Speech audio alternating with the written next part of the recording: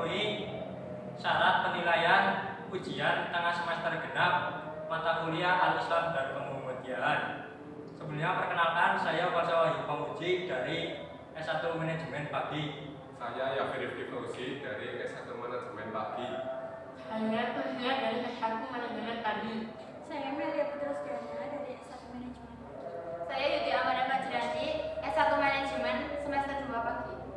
Perkenalkan, nama saya Andi Reni dari Prodi S1 Akuntansi kelas Pagi. Perkenalkan, nama saya Usum Fatimah dari Prodi S1 Akuntansi Pagi. Saya Yudi Febianti dari S1 Manajemen Pagi. Ya, untuk mempersingkat waktu, langsung saja ke materi yang pertama.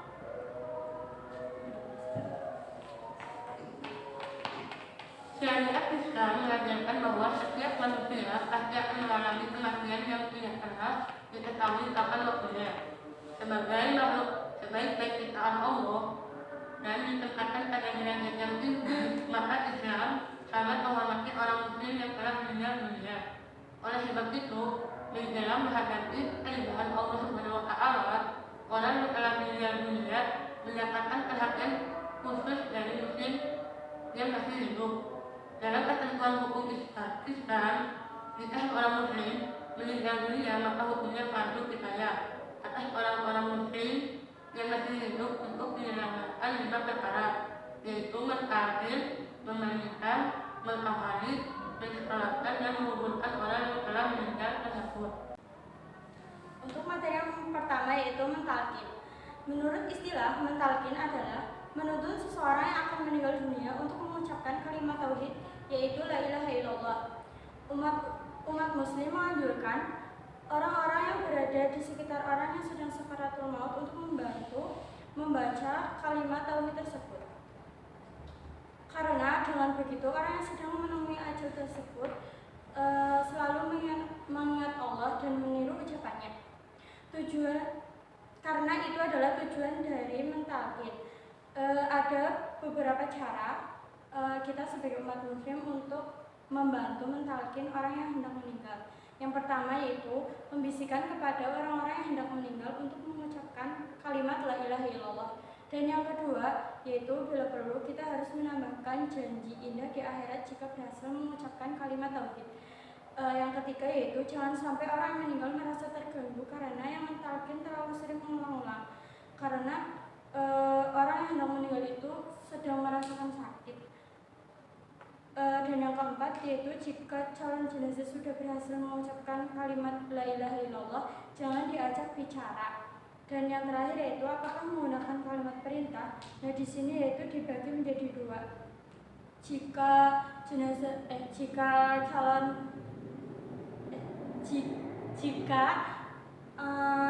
orang yang hendak meninggal tersebut masih bisa diajak berpikir, kita sebaiknya membantu agar dia bisa berbicara. Dan yang kedua, jika orang tersebut sudah kehilangan kesadaran, lebih baik kita membisikkan di sebelah telinganya secara berulang-ulang.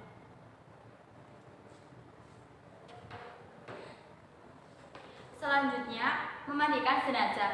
Alat untuk memandikan jenazah yaitu yang pertama, lokasi yang tertutup. Untuk memandikan jenazah, siapkan air secukupnya, sabun yang terdiri dari campuran air yang diberi bumbu kapur, barus, dan wangi-wangian. Sarung-sarung untuk orang yang memandikan jenazah. Sedikit kapas, potongan atau gulungan kain kecil-kecil, kain basahan untuk menutup aurat jenazah saat dimandikan. Adapun syarat orang yang dapat memandikan jenazah, yaitu beragama Islam, balik, berakal sehat, berniat memandikan jenazah, mengetahui hukum memandikan jenazah, amanah, dan mampu menutupi aib jenazah.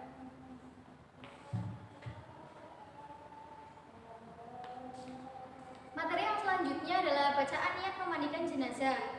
Berikut niat memandikan jenazah perempuan. Niatnya yaitu nawaitul ghusla adaan hadihil mayyitati lillahi ta'ala. Kemudian ada niat memandikan jenazah laki-laki. Niatnya yaitu nawaitul ghusla adaan hadal mayyiti lillahi ta'ala. Adapun riwayat dari Ibnu Majah, hendaklah orang-orang yang meninggal di antara kalian dimandikan oleh orang-orang jenazah dengan posisi kepala agak tinggi. Yang kedua, orang yang memandikan jenazah hendaknya memakai sarung tangan. Kemudian ambil kain penutup dari jenazah dan ganti dengan kain basahan agar auratnya tidak terlihat. Lanjutnya, setelah itu bersihkan dengan menggosok lembut giginya, lubang hidung, lubang telinga, celah ketiaknya, celah jari tangan dan kaki, serta rambutnya. Kemudian bersihkan kotoran jenazah baik yang keluar dari depan maupun dari belakang terlebih dahulu. Caranya, tekan perutnya perlahan-lahan supaya kotoran yang ada di dalamnya keluar. Lalu, siram atau basuh seluruh anggota tubuh jenazah dengan air sabun. Siram atau basuh dari kepala hingga ujung kaki dengan air bersih. Siram sebelah kanan dahulu, lalu kiri masing-masing 3 kali. Miringkan jenazah ke kiri, basuh bagian lambung kanan sebelah belakang. Memiringkan jenazah ke kanan, basuh bagian lambung kirinya sebelah belakang. Bilas lagi dengan air bersih dari kepala hingga ujung kaki. Siram dengan air kapur barus. Kemudian jenazah diwudukan seperti orang yang berwudu sebelum sholat. Pastikan memperlakukan jenazah dengan lembut saat membalik dan menggosok anggota tubuhnya. Jika keluar dari jenazah itu najis setelah dimandikan dan mengenai badannya, wajib dibuang dan dimandikan lagi. Jika keluar dibuang dan dimandikan lagi, jika keluar najis setelah di atas kain kafan, tidak perlu diulangi mandinya, cukup hanya dengan membuang najis tersebut. Bagi jenazah wanita, sanggul rambutnya harus dilepas dan dibiarkan terurai ke belakang. Setelah disiram dan dibersihkan, lalu dikeringkan dengan handuk dan dikepang. Selesai memandikan jenazah, berilah wangi-wangian yang tidak mengandung alkohol sebelum dikafani, biasanya menggunakan air kapur barus. Terima kasih.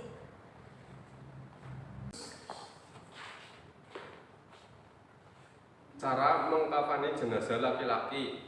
Gelar selai tikar, letakkan 5 utas tali, yakni 3 panjang dan 2 pendek. Sebanyak 3 kali panjang digunakan untuk sikut, pinggang, dan lutut, sedangkan 2 tali pendek untuk mengikat ujung kepala dan ujung kaki. Jumlah tali ini bukan wajib, artinya boleh disesuaikan. Gelar kain ke-1, kain pembungkus seluruh tubuh di atas ke-5 utas tali tadi, sehingga nantinya setelah jenazah diletakkan di atasnya, kain tersebut terletak di bagian kanan jenazah. Gelar kain kedua, pembungkus seluruh tubuh di sebelah kain ke-1 selebar punggung jenazah dan ditumpangkan di atas tepi kain ke-1, sehingga ketika jenazah diletakkan di atasnya, kain tersebut terletak di bagian kiri badan jenazah. Hamparkan kain ketiga di atas kedua lembar kain yang sebelumnya dan letakkan pada bagian pinggang sampai kaki jenazah. Taruhlah hamparan kapas, serbuk kayu, cendana, dan wewangian lain di atas susunan kain tersebut. Kemudian angkat jenazah dan letakkan di atas kain kafan yang disiapkan tadi. Tutuplah dahi, hidung, 2 telapak tangan, lutut, jari, kaki jenazah dengan kapas, termasuk lubang dubur, lubang hidung, dan kedua telinga. Mulailah membungkus jenazah dengan diawali dari kain yang ketiga, yang paling atas atau sarungnya, lalu disusul kain kedua dan ke-1 secara berurutan. Ikat bagian siku, pinggang, lutut, kaki, dan atas kepalanya dengan tali yang telah disiapkan tadi. Sebaiknya tali pocong diikat ketika jenazah akan diberangkatkan ke pemakaman.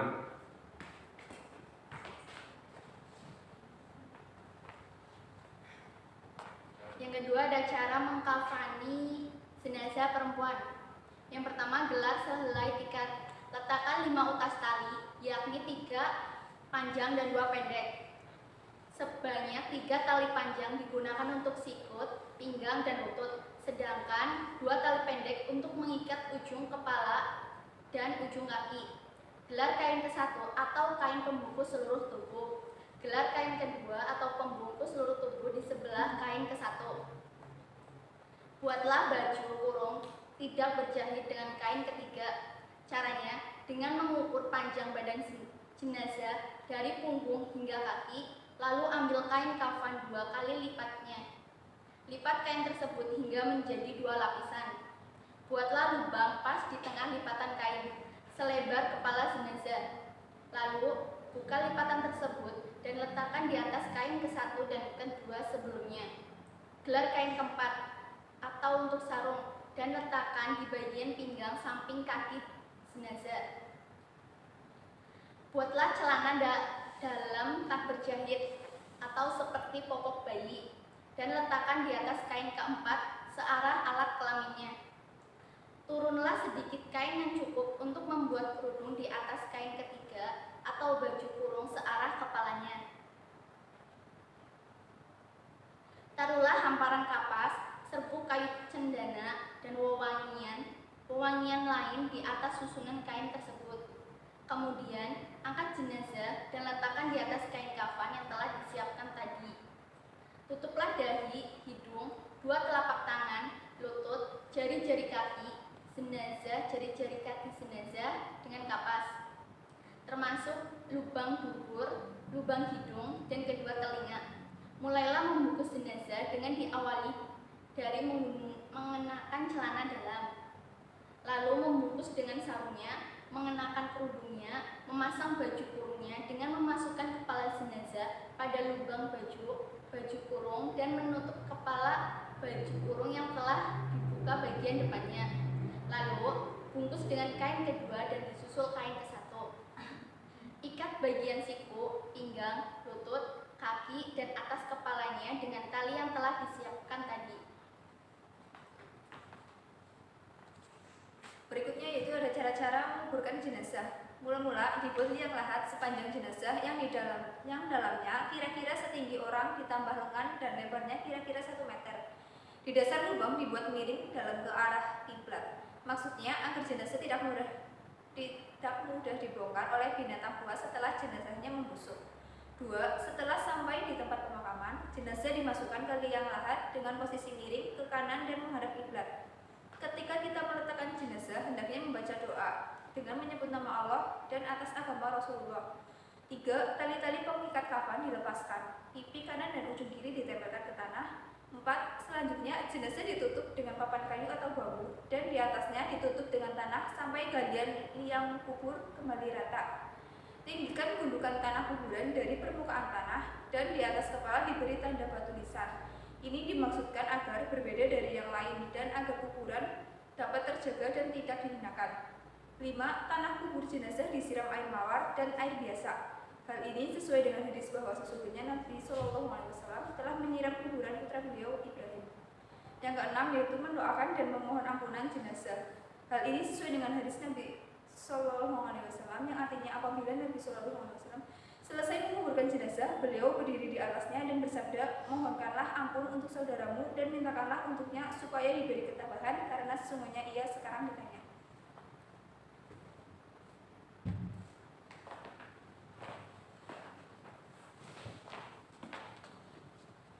Sekian presentasi kelompok kami, kurang lebihnya mohon maaf. Wassalamualaikum warahmatullahi Warahmatullahi wabarakatuh.